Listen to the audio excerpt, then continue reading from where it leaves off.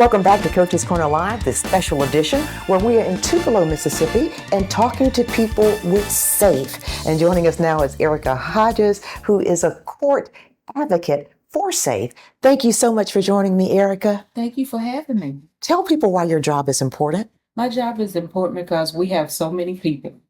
They're in need, they're hurting, they're suffering, and they don't know where to turn. And it's important to me to serve, because that's what Jesus calls us to do, serve.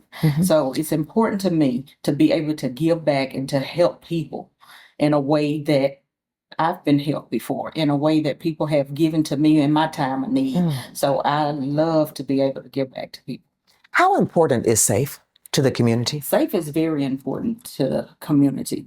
For a lot of years, I didn't even know S.A.F.E. existed. And when I found out it existed, I wanted to be a part of it. I wanted to be a part of making a change and making a difference in the lives of others. S.A.F.E. is important because when people have nowhere else to turn, they can come to S.A.F.E. because we have shelter and we're able to assist them when they have no roof over their head. We're able to provide a roof over their head.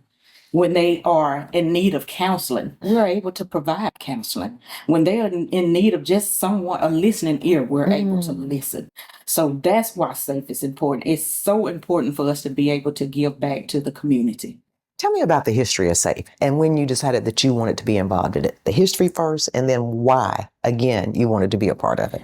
The history of S.A.F.E. S.A.F.E. was formed in 1978, and there was 12 people, 12 pioneers who started S.A.F.E. And when I think about 12, I can't help but to think about the 12 disciples. Yes. And how Jesus chose them, God, to do his will. Yeah. So there was 12 people who came together to form S.A.F.E.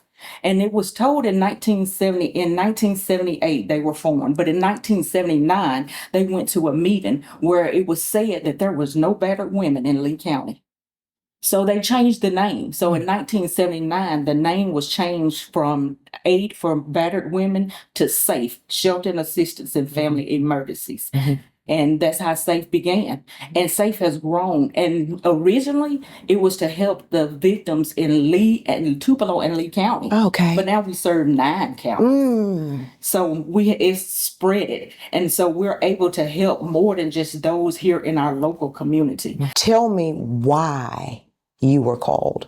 What specifically did God speak to you to tell you that I should be here at S.A.F.E.? Because I knew it was more in me than what I was doing. I was working in the medical field, and I did not have the opportunity to really touch people the way I have been able to touch people here. Here it's more of a one-on-one thing where I can talk to people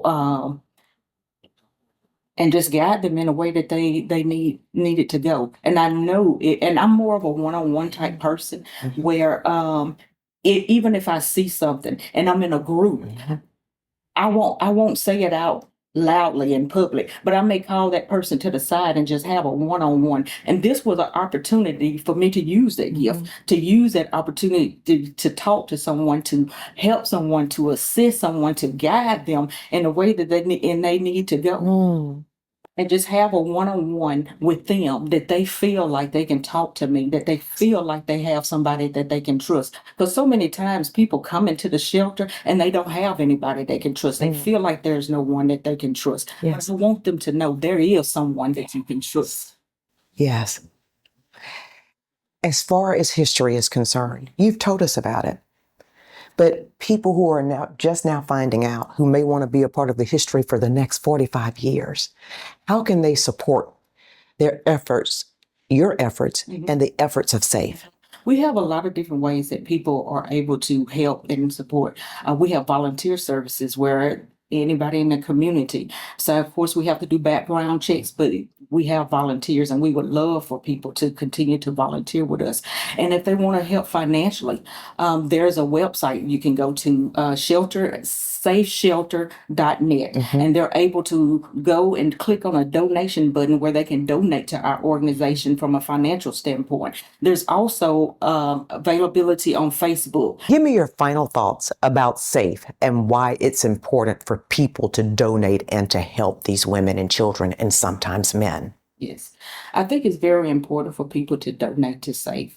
because sometimes when you're on the outside looking in, you don't really know what all it takes to run an organization. We shelter these families, which we have to.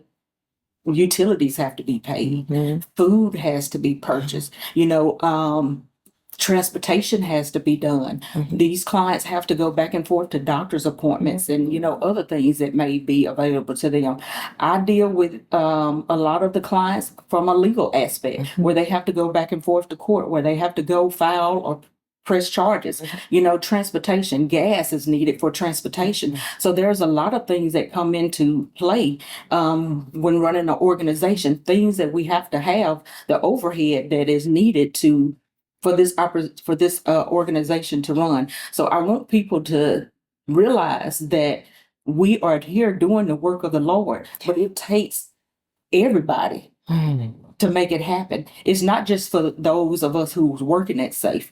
It's for everybody. And I think for anybody out there who has a heart to help people, that it shouldn't be a problem for them to not just click a button to donate, but come work, volunteer, and just be a part of what we're trying to do.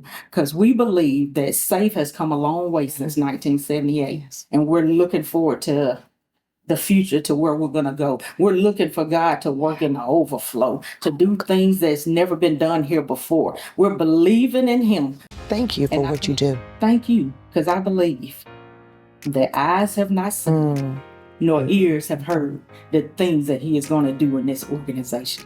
Awesome. Thank you for your time. I appreciate you. Thank you. Okay. We'll be right back with the executive director. Stay with us.